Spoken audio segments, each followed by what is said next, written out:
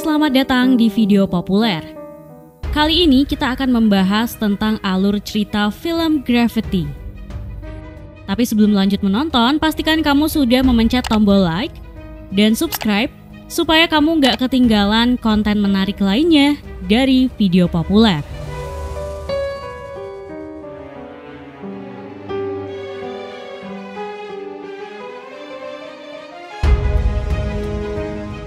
Gravity merupakan film sci-fi yang dirilis pada tahun 2013. Film ini disutradarai oleh Alfonso Cuarón. Sandra Bullock dan George Clooney menjadi bintang utama dalam film ini.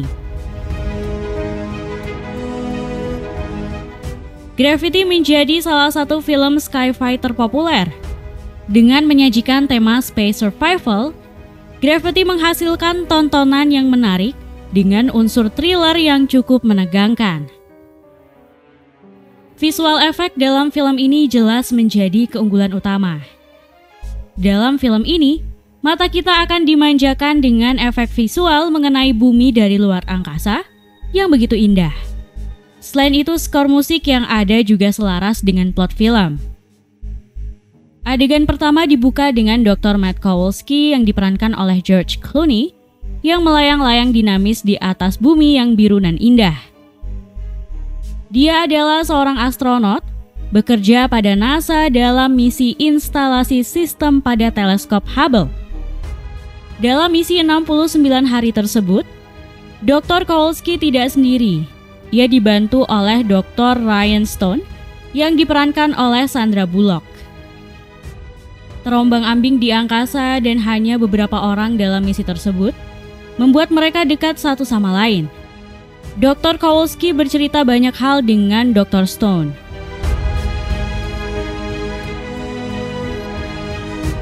Dr. Ryan Stone, seorang insinyur rekayasa biomedis dari Lake Zurich, Illinois, berada di dalam pesawat ulang-alik NASA Explorer untuk misi antariksa pertamanya STS-157.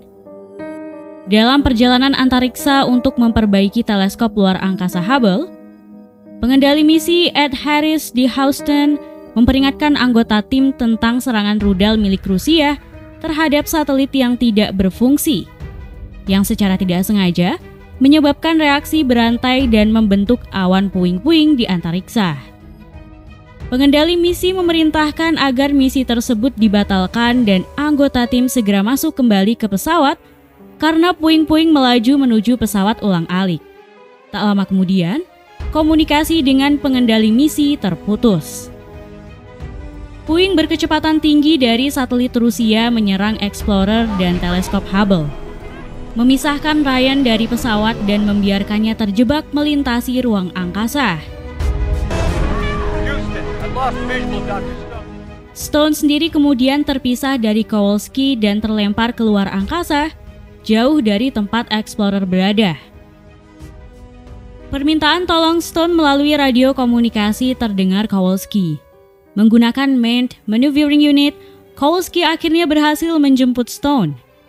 Ia lalu membuat rencana mendatangi stasiun ISS, stasiun luar angkasa terdekat dari Explorer, dan menggunakan pesawat luar angkasa Soyuz untuk kembali ke bumi.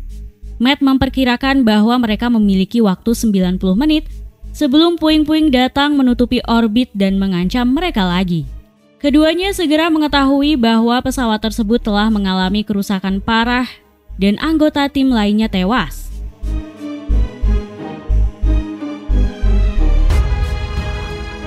Ryan dan Matt memutuskan untuk menggunakan Manned Maneuvering Unit untuk mencapai International Space Station yang berada di orbit sekitar 1.450 km.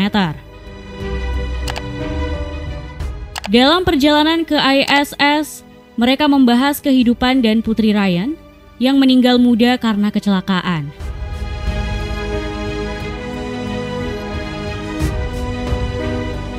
Ketika mereka mendekat, mereka melihat bahwa awak ISS telah dievakuasi ke dalam salah satu dari dua kapsul Soyuz TMA milik ISS.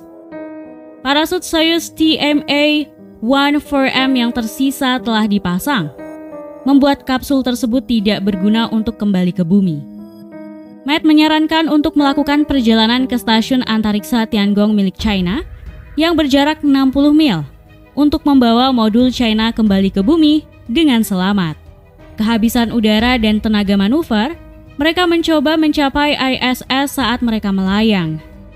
Ketika sudah mendekati ISS, mereka berdua mendarat terlalu keras sehingga nyaris terpental. Berkat tali satelit, Stone dan Kowalski masih bisa selamat.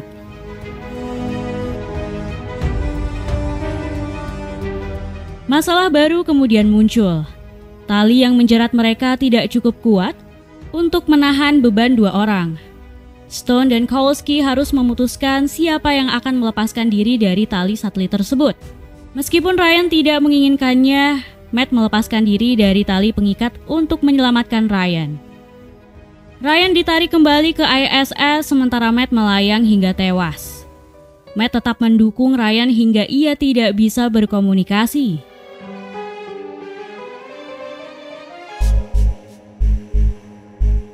Ryan memasuki ISS melalui airlock first docking compartment.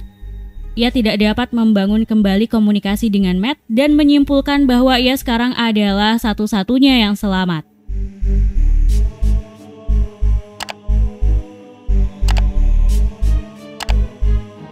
Di dalam stasiun, api besar tiba-tiba berkobar dan memaksanya untuk bergegas ke Soyuz.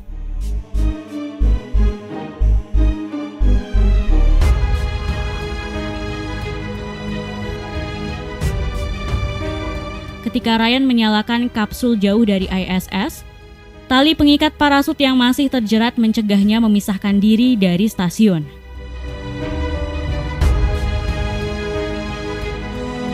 Ryan melakukan perjalanan antariksa untuk melepas tali pengikat dan berhasil ketika puing-puing menutup orbitnya dan menghancurkan stasiun.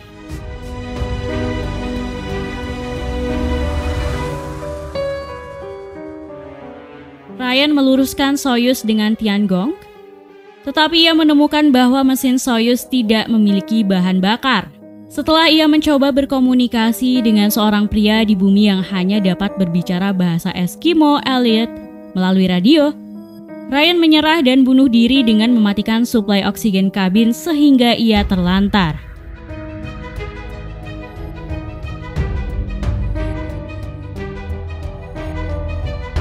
Ketika Ryan mulai kehilangan kesadaran, Matt masuk ke kapsul dan memarahinya karena menyerah. Lalu Matt menyuruhnya untuk memakai retro roket Soyuz untuk mendorong kapsul ke arah Tiangong. Ryan kemudian menyadari bahwa kemunculan Matt adalah sebuah halusinasi, tetapi tetap memberinya kekuatan dan kemauan untuk melanjutkan. Ryan mengembalikan aliran oksigen dan menggunakan retro roket untuk mendorong kapsul ke arah Tiangong dengan momentum. Karena tidak dapat menyalakan manuver Soyuz untuk mendarat dengan stasiun tersebut, Ryan mengeluarkan dirinya melalui dekompresi eksplosif dan menggunakan tabung pemadam api sebagai pendorong darurat untuk menempuh beberapa meter terakhir ke arah Tiangong yang dengan cepat melakukan proses penetrasi atmosfer. Ryan kemudian masuk ke kapsul Shenzhou tepat saat Tiangong mulai terpisah di atas atmosfer. Ryan menyatakan melalui radio bahwa ia siap untuk kembali ke bumi.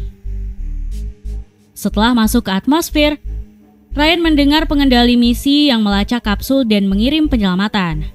Namun karena terlalu kencang dan perisai panas kapsul yang jatuh terlalu dini, ketika kapsul masuk ke atmosfer, percikan api mulai muncul di dalam kapsul.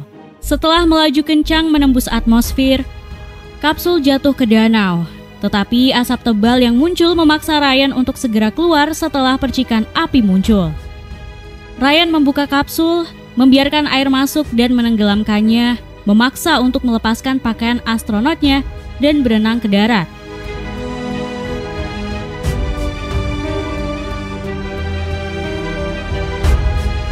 Setelah melihat serpihan Tiangong masuk kembali ke atmosfer, Ryan berjalan dengan gemetar.